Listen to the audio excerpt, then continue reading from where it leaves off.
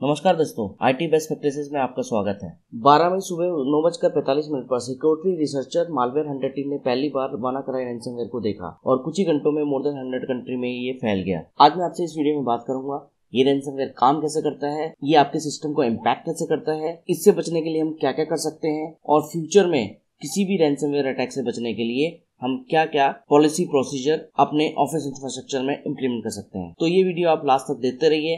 मेरा नाम है गौरी दत्त और आप देख रहे हैं आईटी बेस्ट प्रैक्टिसेस। सबसे पहले हम बात कर लेते हैं कि आपके सिस्टम आता कैसे है।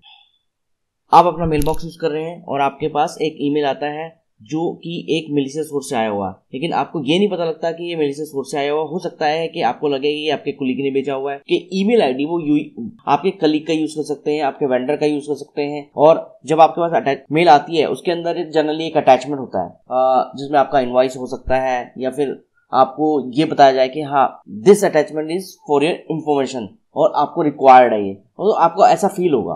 और जैसे ही आप उस अटैचमेंट पे क्लिक करते हैं तो रैंसमवेयर आपके सिस्टम में डाउनलोड होता है और अपने कोड बैकएंड में एग्जीक्यूट होना शुरू कर देता है। ये जरूरी नहीं कि रैंसमवेयर आपको ईमेल अटैचमेंट के थ्रू आए। हो सकता है कि आप कोई मैलिशियस साइट पे गए हुए हैं जिसपे आपको पता ही नहीं है कि यहाँ पर कुछ ऐसा कंटेंट है जो आपके सिस्टम में डाउनलोड होके आपके सिस्टम को इम्पैक्ट कर सकता है। आपको लगता है ये जनरल सॉफ्टवेयर है जिसकी आपकी रिक्वायरमेंट है और आप उस सॉफ्टवेयर को डाउनलोड करते हैं और जैसे ही आप सिस्टम में डाउनलोड करेंगे तो रैंसमवेयर बैकएंड में अपना काम शुरू कर देता है। रैंसमवेयर बैकएंड में करता क्या है, वो एक बैकएंड में कोड एग्जीक्यूट करता है, उसमें एक EXE फाइल जो प्रोग्राम डेटा फोल्डर या विंडो फोल्डर के अंदर कॉपी कर देता है। और जनरली वानाक्राई रैंसमवेयर जो EXE का यूज करता है वो है task sche.exe, जो कि आपको जनरली प्रोग्राम डेटा के अंदर एग्जीक्यूट होती दिख सकती है, या फिर सी ड्राइव विंडो फोल्डर के अंदर आपको msssvc.exe या फिर task sche.exe फाइल आपको एग्जीक्यूट होती मिल सकती है। उसके बाद रैंसमवेयर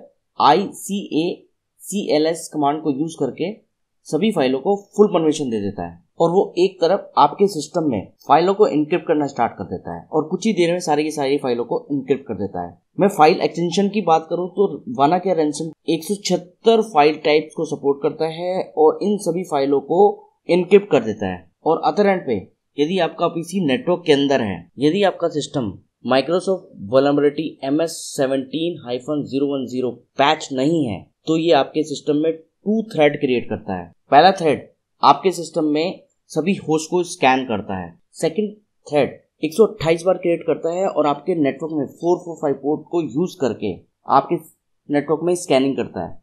यदि आपका सिस्टम MS17-010 पैच नहीं है, ऑन दी अदर एंड ये एक रैंडम आईपी जनरेट करता है और 445 पे पोर्ट पे हिट करता है और यदि इसको वल्नरेबिलिटी ओपन मिलती है तो ये /24 रेंज पे स्कैन करना शुरू कर देता है और 445 पे यदि आपके सिस्टम में ओपन मिल गया और वल्नरेबिलिटी मिल गई तो ये अपना एक्सप्लॉइट अटेम्प्ट करना शुरू कर देता है। रैंसमवेयर अटैक के लिए यदि टारगेट नेटवर्क वल्नरेबल है तो there is high chance that it will be affected, so make sure all system should be patch और जो भी SMB की वल्नरेबिलिटी है उसको भी क्लोज करना बहुत इंपॉर्टेंट है। जैसे जैसे ही आपके सिस्टम में फैलता जाता है आपके सिस्टम की सारी फाइलें इनक्रिप्ट होती जाती हैं और उसके बाद आपके वॉलपेपर को ये चेंज कर देता है और उस पे एक रैंसमवेयर का मैसेज छोड़ देता है जिसमें आपसे $300 की डिमांड की जाती है और आप उसकी रैंसम को 3 दिन के अंदर पूरा नहीं करते तो डिमांड डबल कर देते हैं। और साथ में ये भी धमकी दी जाती है कि सपोज दैट आपने 1 हफ्ते के अंदर उनकी डिमांड को पूरा नहीं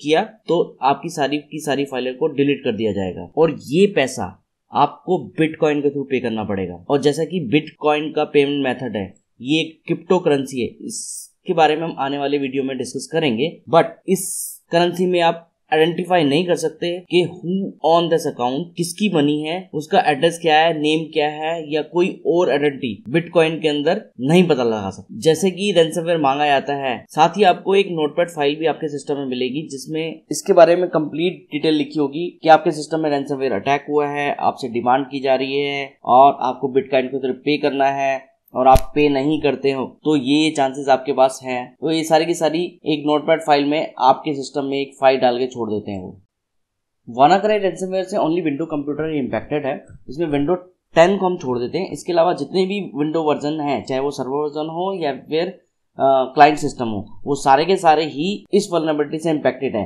जब तक आपका सिस्टम MS17-10 पैच नहीं है और SMB वर्जन 1.0 आपके इंफ्रास्ट्रक्चर में डिसेबल नहीं है तो आपका कोई भी सिस्टम वानाकर रैंसमवेयर से इम्पैक्ट हो सकता है। जहां तक पैच की बात करें, माइक्रोसॉफ्ट ने मार्च 2017 में जब NSA ने इस वल्नरेबिलिटी को एक्सप्लॉइट किया था, उस टाइम माइक्रोसॉफ्ट ने सभी ऑपरेटिंग सिस्टम के पैच रिलीज कर दिए थे एक्सेप्ट विंडो XP और विस्टा और सर्वर 2003, जो ऑलरेडी माइक्रोसॉफ्ट पहले ही बोल चुका है कि इसका फर्दर पैच नहीं बनेंगे, इनका सपोर्ट नहीं देगा, ये आउटडेटेड हो चुके हैं। बट जैसे ही वानाक्राई रैंसमवेयर का इम्पैक्ट वर्ल्ड वाइड हुआ तो यूके में कुछ हॉस्पिटल इस रैंसमवेयर से इम्पैक्ट हुए थे, तो उस 90% सिस्टम उनके विंडो XP थे। तो मैं आपको एडवाइस दूंगा, window XP system, window Vista system जो ऑलरेडी माइक्रोसॉफ्ट पैच नहीं प्रोवाइड कर रहा है, वो आउटडेटेड हो गए हैं, उन सिस्टम को आप अपग्रेड करके लेटेस्ट ऑपरेटिंग सिस्टम में आ जाइए। यही एक बेस्ट सॉल्यूशन है। पर जैसे ही वानाक्राई रैंसमवेयर का इम्पैक्ट वर्ल्ड वाइड शुरू हुआ तो माइक्रोसॉफ्ट ने विंडो XP, विस्टा और जो लीगेसी ऑपरेटिंग सिस्टम है उनके पैच पे काम करना स्टार्ट कर दिया और 24 घंटे के अंदर उन्होंने पैच रिलीज कर दिए। तो आज की डेट में यदि आपके पास कोई विंडो XP और विस्टा या ओल्डर ऑपरेटिंग सिस्टम कोई भी है तो उसको आप MS17-10 से पैच कर सकते हैं और इस वल्नरेबिलिटी से बच सकते हैं। बट मैं फिर भी आपको एडवाइस नहीं दूंगा कि आप कोई भी लीगेसी ऑपरेटिंग सिस्टम आप अपने नेटवर्क इंफ्रास्ट्रक्चर में यूज करें। अब बात करते हैं, यदि आपके सिस्टम में रैंसमवेयर आ जाता है तो आप क्या करेंगे। सबसे पहले तो ये सोच के रख लीजिए कि आपका डेटा क्या है, आपको कोई रैंसम देने की जरूरत नहीं है। यदि आप रैंसम देते हैं तो इसकी कोई गारंटी नहीं है कि आपके पास आपको डेटा वापस मिल जाएगा। और रैंसम देने से ये भी होता है कि जो हैकर्स हैं, जो एक्चुअल में रैंसमवेयर बनाते हैं, उनका कॉन्फिडेंस लेवल बढ़ जाता है और आने वाले टाइम में रैंसमवेयर के केस इंक्रीज हो सकते हैं। So it is better to have not to pay any ransom. उसके बाद आप अपने इन्फेक्टेड सिस्टम को प्रोडक्शन नेटवर्क से डिस्कनेक्ट कर दीजिए। इसका बेनिफिट ये होगा कि साथ वाले कंप्यूटर पे कोई वल्नरेबिलिटी होगी तो आपके सिस्टम से इंटायर नेटवर्क पे वो स्प्रेड नहीं होगी। उसके बाद आपने अपने सिस्टम को कंप्लीटली स्कैन कीजिए। एंटीवायरस रैंसमवेयर के ट्रेसेस को रिमूव करने में, क्वारंटाइन करने में आपकी हेल्प करेगा। इसके अलावा आप nomoreransomware.org की साइट पर जा सकते हैं, जहां पर आपको रैंसमवेयर से बचने के बहुत सारे टिप्स मिल जाएंगे। इसके अलावा आप बीपिंग कंप्यूटर पे भी जा सकते हैं, जहां पर help and tech support section है। वहां पर आपको आपके सिस्टम में जो भी रैंसमवेयर आया हुआ है तो उससे रिलेटेड आपको कुछ टॉपिक्स पिन मिल जाएंगे, तो वो आप उसको जाकर चेक कर सकते हैं। चलिए मैं आपको एक बार इन साइटों पे ले चलता हूँ, जिससे आपको थोड़ा सा आइडिया मिल जाएगा। ये नोमोर रैंसमवेयर की साइट है। इसके अंदर आप रैंसमवेयर से रिलेटेड क्वेश्चन आंसर देख सकते हैं। कब रैंसमवेयर आया था, इसके क्या क्या इम्पैक्ट हो रहे हैं, कैसे काम करता है, इसके विक्टिम क्या है, तो इससे आपको रैंसमवेयर के आइडिया मिल सकते हैं। उसको प्रिवेंट करने की एडवाइस इसके अंदर दिए हुए हैं। इसमें डीक्रिप्शन का टूल दिया हुआ है। हो सकता है कि आपके पास कोई ऐसा रैंसमवेयर आया है जिसका टूल ऑलरेडी nomoreransomware.org के पास अवेलेबल हो, तो यहाँ से आप उस टूल को डाउनलोड करके डीक्रिप्ट कर सकते हैं। इसमें आपको एक बेनिफिट और मिलता है। सपोज दैट आपके पास कोई रैंसमवेयर आया, आप उसकी जो इनक्रिप्टेड फाइल है उसको यहाँ पर अपलोड कर दीजिए। अपलोडिंग सेक्शन है, यहाँ पर अपलोड कर देंगे फाइल, तो नो मोर रैंसमवेयर ये आपको बता देगा कि इसका टूल अवेलेबल है या नहीं। तो ये काफी हेल्पफुल साइट है, ये आपके काम आ सकती है, आपको हेल्प मिल सकती है रैंसमवेयर को क्लीन करने के लिए और डिक्रिप्ट करने के लिए। ये 100% श्योरिटी नहीं है कि आपका रैंसमवेयर इस साइट से रिमूव हो जाएगा, बट हो सकता है कि आपको डिक्रिप्शन टूल मिल भी जाए। इसके अलावा आप बीपिंग कंप्यूटर की साइट पर जा सकते हैं। यहाँ पर आप देख सकते हैं शुरू के अंदर पिन आइटम दिए हुए हैं, आप इन पिन आइटम को जरूर रीड कीजिए। इसके अंदर आपके सिस्टम में जो रैंसमवेयर का इन्फेक्शन हुआ है उसको क्लीन करने में काफी हेल्प मिलती है। इन साइटों के अलावा आप अपने एंटीवायरस की साइट पे जाइए, वहां पर भी डिक्रिप्शन के टूल मिल सकते हैं। यदि एंटीवायरस ने ऐसा कोई टूल डेवलप किया हुआ है तो आपको काफी हेल्पफुल हो सकता है। अब देख लेते हैं कि वानाकर रैंसमवेयर आपके सिस्टम में ना आए, उसके लिए हम अपने नेटवर्क को, अपने सिस्टम को कैसे प्रोटेक्ट कर सकते हैं। सबसे पहला और इम्पोर्टेंट काम है, आप अपने सिस्टम को MS17-010 पैच कीजिए। आप अपने सिस्टम को MS17-10 पैच करते हैं तो आपके सिस्टम की वल्नरेबिलिटी क्लोज हो जाएगी और आपके सिस्टम पे वानाक्राई रैंसमवेयर स्प्रेड नहीं होगा। इसके अलावा आप अपने ऑफिस इंफ्रास्ट्रक्चर में अपने फायरवॉल पे SMB पोर्ट 139445 के इनबाउंड ट्रैफिक को ब्लॉक कीजिए। और आप अपनी एंटीवायरस कंपनी से या फायरवॉल एक्सपर्ट से एडवाइस ले सकते हैं कि अभी जो करंट में रैंसमवेयर आ रहा है वो किन की पोर्ट्स पे हिट कर रहा है, कहां से वो आ रहा है, उसके IP डोमेन हैश वैल्यू जिनसे वो स्प्रेड हो रहा है। इसके अलावा आप अपनी एंटीवायरस कंपनी से, फायरवॉल एक्सपर्ट से एडवाइस लीजिए। आप अपने सिस्टम में उस रैंसमवेयर से related IP address, domain name, hash value को ब्लॉक कीजिए। देन नेटवर्क में नेटवर्क और टोर ट्रैफिक को भी ब्लॉक कर दीजिए, बिकॉज इस टाइप के रैंसमवेयर के अटैक मेनली टोर नेटवर्क के थ्रू ही होते हैं। जो आपके प्रेमिसेस में सिस्टम्स हैं उनमें यूजर के पास कोई भी रजिस्ट्री एंट्री नहीं होनी चाहिए, क्योंकि जैसे ही कोई रैंसमवेयर आता है तो और अपने आप को रेप्लिकेट करने की कोशिश करता है तो उसकी रजिस्ट्री एंट्री जरूर करता है, जिससे वो सिस्टम में इन्फेक्शन कर सके और उसको स्प्रेड कर सके। तो आप यूजर एंड पे ये रजिस्ट्री को ब्लॉक कर देंगे, कोई भी रैंसमवेयर रजिस्ट्री में एडिटिंग नहीं कर पाएगा। तो आप ग्रुप पॉलिसी से रजिस्ट्री को यूजर एंड पे ब्लॉक कर दीजिए। वानाक्राई रैंसमवेयर के लिए जो मेन कल्प्रेट है SMB वर्जन 1 पोर्ट। SMB के 3 वर्जन होते हैं, SMB 1, SMB 2 और SMB 3। लेकिन जो वानाक्राई जिस वल्नरेबिलिटी का बेनिफिट लेके एक सिस्टम से दूसरे सिस्टम में अपने थ्रेट को स्प्रेड कर रहा है वो है SMB 1। तो आप अपने सिस्टम से SMB 1 को रिस्ट्रिक्ट कर सकते हैं। उसके लिए जस्ट आपको एच के लोकेशन मशीन में लैनमैन सर्वर में जाकर SMB 1 की वैल्यू को 0 करना है, जिससे SMB 1 पोर्ट उस सिस्टम के लिए डिसेबल हो जाएगी। तो क्या होगा कि किसी भी दूसरे सिस्टम से आपके सिस्टम में वानाक्राई रैंसमवेयर स्प्रेड नहीं करेगा। इसको कैसे करते हैं मैं आपको इसको आगे वीडियो में दिखा देता हूँ।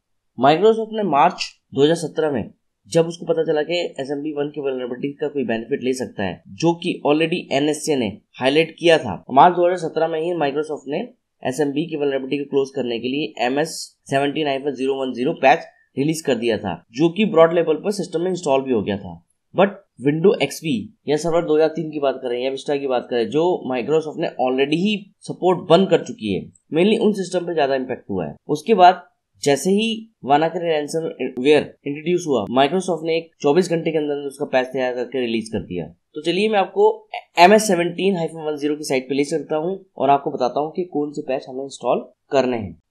आप अपने सिस्टम को पैच करने के लिए माइक्रोसॉफ्ट सिक्योरिटी बुलेटिन MS17-010 की साइट लिंक पे जा सकते हैं। ये उसका साइट लिंक है। यहाँ पर आएंगे तो आप देखेंगे कि हर सिस्टम के लिए नीचे की तरफ पैच दिए हुए हैं। तो यहाँ पर आपको KB आर्टिकल 4012598 को सिलेक्ट करना है, जो कि MS17-010 के अंदर कवर होते हैं। तो आप देख सकते हैं यहाँ पर 2.98 है, 2.98 है और उसके आगे ऑपरेटिंग सिस्टम का नाम लिखा हुआ है, उसका वर्जन लिखा हुआ है। उसके अकॉर्डिंगली आप अपने सिस्टम को पैच कर सकते हैं। विंडोज 7 के अंदर जैसे दिया हुआ है 401.12.12, ये पैच SMB के लिए नहीं है, तो आप इसको इग्नोर कर सकते हैं। लेकिन जो पैच 4012598 के अंदर कवर होते हैं वो आपको अपने सिस्टम में ऑपरेटिंग सिस्टम के अकॉर्डिंगली इंस्टॉल करना है।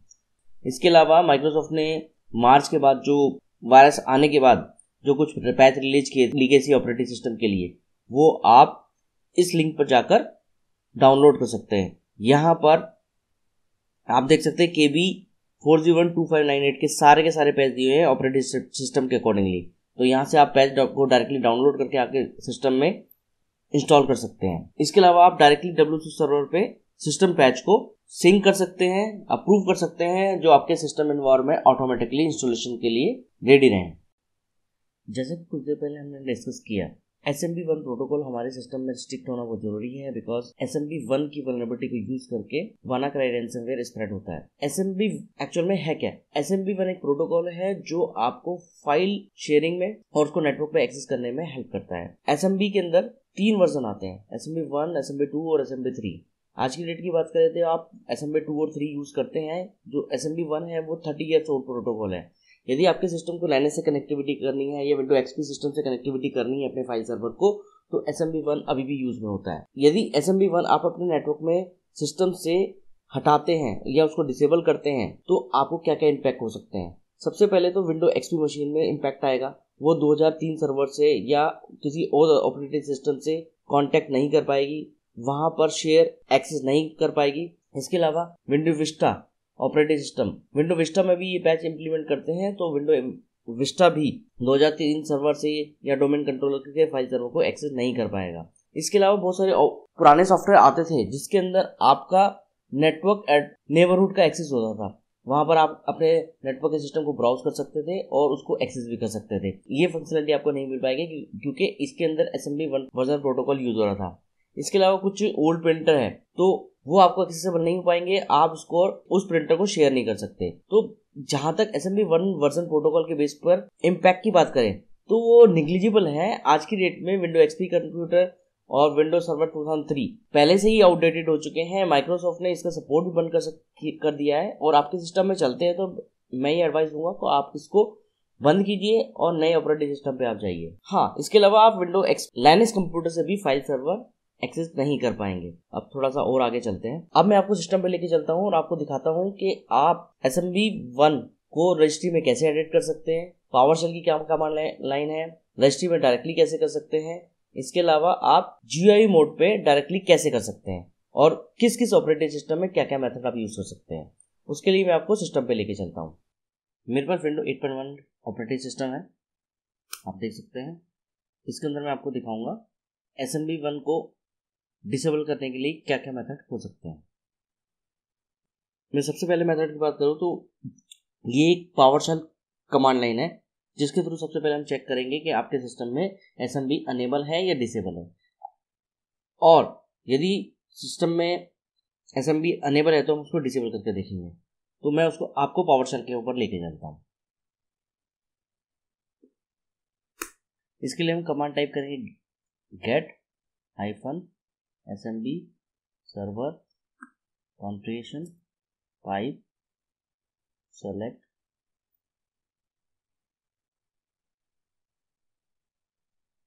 enable SMB1 protocol।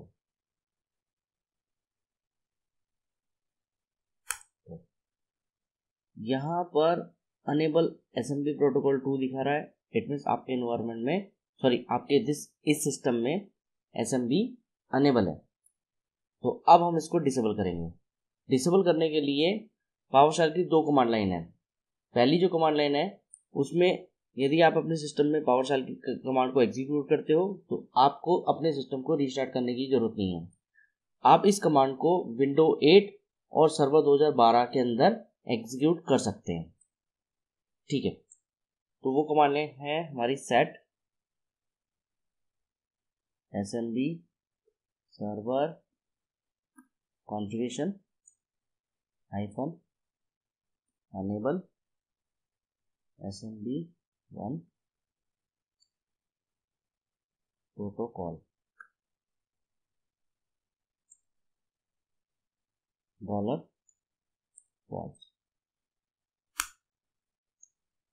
कंफर्मेशन के लिए पूछ रहा है, आप इसको यस कर दीजिए तो ये यस हो जाएगा। ये कमांड एग्जीक्यूट हो गई है। अब हम इसको चेक कर लेते हैं कि हमारे सिस्टम में SMB1 फॉल्स हुआ कि नहीं। तो ये कमांड लाइन है, इसको चेक कर लेते हैं। देखिए आपके सिस्टम में SMB1 प्रोटोकॉल फॉल्स हो गया। इसको री-वेरीफाई करने के लिए हम रजिस्ट्री में चलते हैं और रजिस्ट्री में वेरीफाई करेंगे कि आपके सिस्टम में SMB1 प्रोटोकॉल अनेबल हुआ या नहीं। उसके लिए हम चलते हैं regedit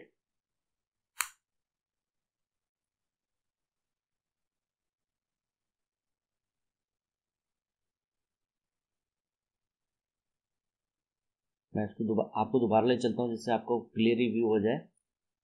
local machine system current control set then services के अंदर लैन मैन सर्वर, इसके अंदर पैरामीटर के अंदर आप देखेंगे SMB1 प्रोटोकॉल SMB1 डीवर्ड दिखा रहा है जिसकी वैल्यू 0 है।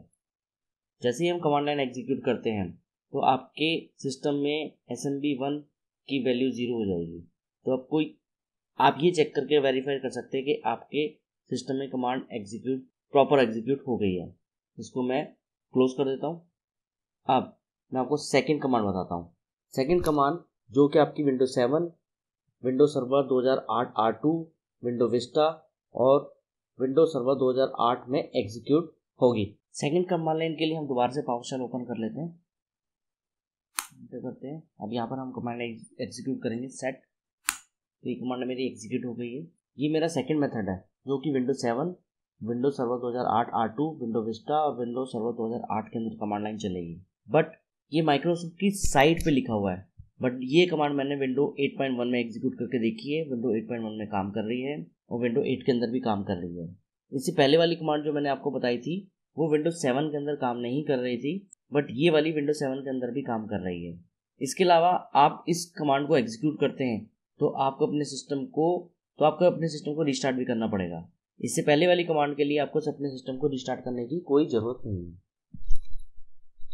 इसके पहले मैंने आपको रजिस्ट्री का व्यू भी दिखाया है, वहां पर आप डायरेक्टली जाके assembly1 का डीवर्ड क्रिएट करके उसकी वैल्यू को 0 कर सकते हैं। यदि आपको अपने कंप्लीट ऑफिस इंफ्रास्ट्रक्चर में इसको डिप्लॉय करना है तो ये कमांड लाइन को आप नोटपैड में PS1 एक्सटेंशन से सेव करके एक्टिव डायरेक्टरी के थ्रू डिप्लॉय कर सकते हैं। वहां पर आप सिस्टम बेस पॉलिसी लगा सकते हैं। इसके अलावा इवन आप एक्टिव डायरेक्टरी में रजिस्ट्री का जो ऑप्शन होता है वहां से भी आप एसएमबी की वैल्यू को 0 करके एग्जीक्यूट कर सकते हैं। इसके अलावा आप विंडो 8.1 में एफविज में जाकर एसएमबी1 की सर्विसेज होती है उसको भी आप डिसेबल कर सकते हैं। ये बाय डिफॉल्ट ये अनेबल होगी, आप इसको टिक हटा दीजिए तो ये डिसेबल हो जाएगी। इसके अलावा एक और कमांड लाइन है जिसके थ्रू आप इस फीचर्स को आप डिसेबल कर सकते हैं। तो वो क्या कमांड लाइन है, वो भी एक पावर शेल की कमांड है, मैं उसको भी आपको दिखा देता हूँ। तो यहाँ से आपकी कमांड एग्जीक्यूट होगी, आपके सिस्टम में assembly1 प्रोटोकॉल की सर्विस डिसेबल हो जाएगी। तो आपको मैंने 3 मेथड बताए।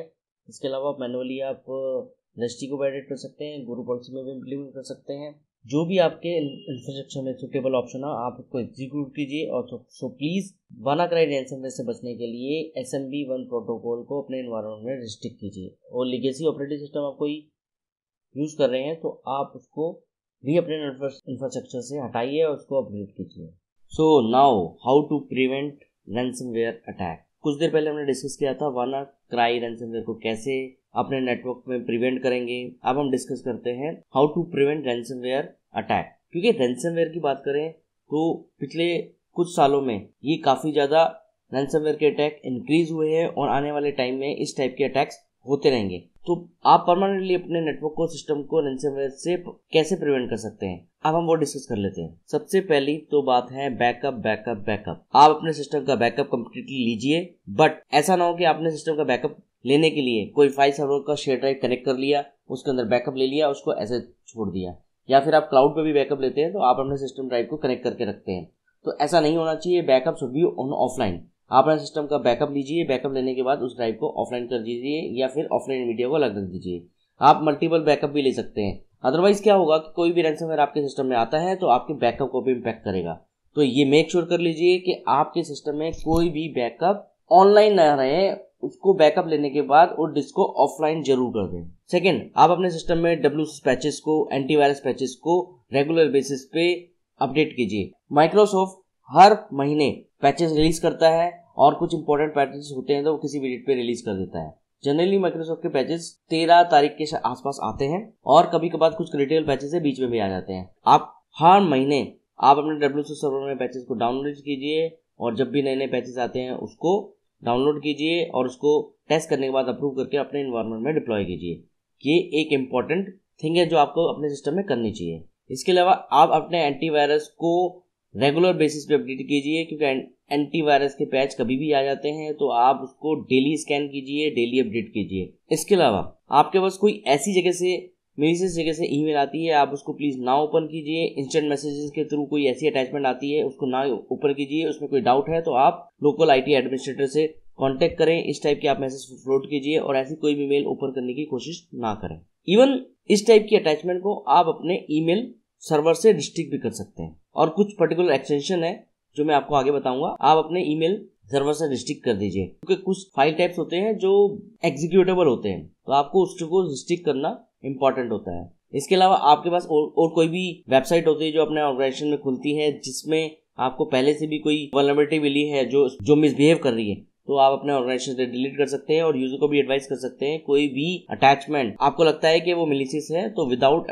IT टीम से डिस्कस किए बिना आप उसको ओपन ना करें। इसके अलावा बहुत से यूजर अपने टास्क को इजी करने के लिए अपने ब्राउजर के अंदर डिफरेंट टाइप के प्लगइन्स इंस्टॉल करते हैं, तो प्लीज इस टाइप के प्लगइन्स इंस्टॉल ना कीजिए। यदि आपको कोई प्लगइन इंस्टॉल भी करना पड़ता है तो आप ट्रस्टेड वेबसाइट पे डायरेक्टली जाइए और वहां से कीजिए, किसी भी और लिंक से आप क्लिक करके उसको ना कीजिए। माइक्रोसॉफ्ट में हाल फिलहाल में जो लॉकी वायरस आया था, मेनली वो MS ऑफिस की फाइल से स्प्रेड होता था। आपके सिस्टम में एक ईमेल आती थी, उसमें MS ऑफिस की एक्सेल फाइल भी हो सकती थी या फिर वर्ड फाइल भी होती थी, जिसको आपको लगता था कि इनवॉइस है और आपकी ही कलीग ने भेजी हुई है। आप उस पर डबल क्लिक करते थे, वो तो उसके बैकएंड में फिर मैक्रो रन करता था। मैक्रो रन करके वो सर्वर पे जाके मिलीशियस फाइल डाउनलोड करके आप बैकएंड में ये रास करने लगता था। तो माइक्रोसॉफ्ट में मैक्रो बाय डिफॉल्ट ओपन ना हो कोई भी इंटरनेट से एक्सेस के लिए, तो आप मैक्रो को डिसेबल करके रखिए। जब भी आपको मैक्रो बनाना है लोकल इंफ्रास्ट्रक्चर के लिए मैक्रो ओपन कीजिए, अदरवाइज मैक्रो को डिसेबल करके रखिए।